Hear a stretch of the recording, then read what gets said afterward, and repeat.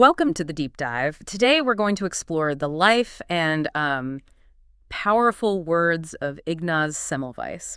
You might know him as the savior of mothers. That's right, a really important figure from the 19th century. And we're focusing on this one sentence he wrote, simple but wow, it carries weight. I hope you will not tire during the remainder of your honorable fight. An honorable fight? It sounds quite dramatic for a doctor, doesn't it? It does. So our mission today is to unpack that. Why a fight? And importantly, what can his struggle teach you about learning English, especially if you're trying to, break away from the standard path? Okay, so let's set the scene. We're in Vienna, the 1840s. Semmelweis is a doctor, and he's seeing something truly awful. Puerperal fever, right, this infection after childbirth. Exactly. Women were dying at alarming rates. And he noticed something strange in his hospital. There were two clinics. Okay. The first clinic, staffed by doctors and medical students, had this incredibly high death rate, sometimes up to like 18%. Just devastating. 18%, wow. But then the second clinic, run by midwives, had a much lower rate, consistently around 4%, sometimes even less. So same hospital, different results. He must have wondered what was going on. Definitely. The big clue came in 1847, but it was tragic.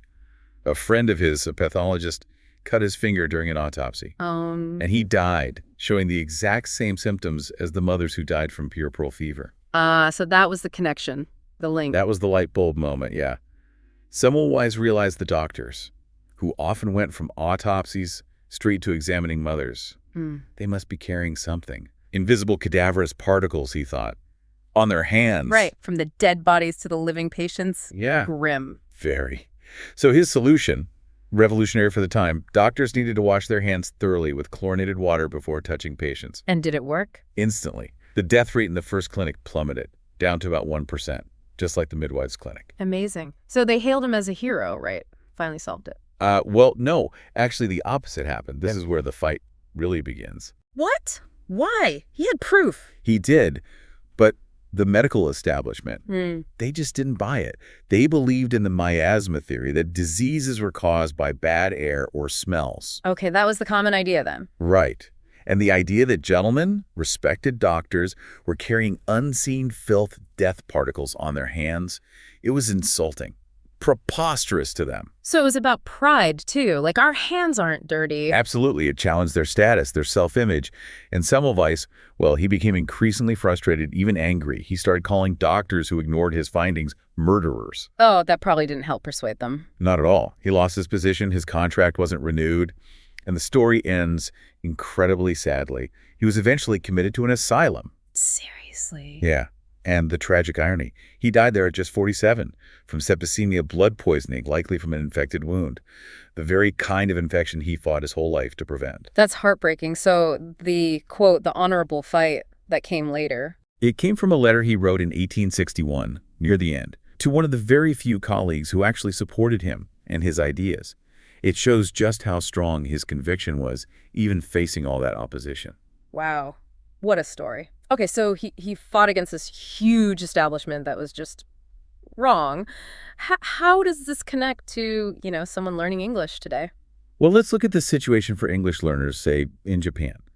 Estimates suggest the percentage of people who can really speak fluently, express complex opinions, para, as they say, it's probably below 2%, maybe even under 1%. Less than 2%. That's surprisingly low. It is. And it suggests that maybe the standard approach, the way the vast majority learns, isn't really effective for reaching that high level of fluency. So if you, the listener, are trying different methods, maybe things that aren't mainstream, you're kind of like Semmelweis, pushing against the accepted way. In a way, yes, you're fighting your own honorable fight against the status quo that maybe isn't producing the results you want. Semmelweis took a specific action hand-washing that went against the norm but got results. Right. So for English learners, the fight might be choosing active study methods, things that maybe feel harder or less common, instead of just passive learning that the majority might do. It's about doing something different. Exactly. And this connects to something deeper, maybe finding your why. Semmelweis fought because he saw people dying. He fought for others. Okay. For English studies, sure, doing it for fun is great, but if you hit a wall, feel tired. Finding a bigger reason can help. Maybe it's using English to help your family, get a better job to support them, connect with people. So like finding a purpose beyond just yourself. Yeah.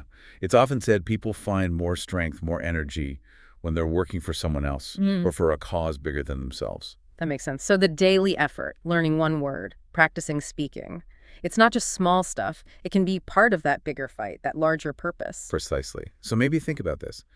Once you master English, how could that skill actually help someone else? How could it improve another person's life, not just your own? That's a powerful thought. Connecting your personal goal to helping others, it gives it a whole new meaning, doesn't it? It really can. It turns study from a chore into, well, maybe part of your own honorable fight.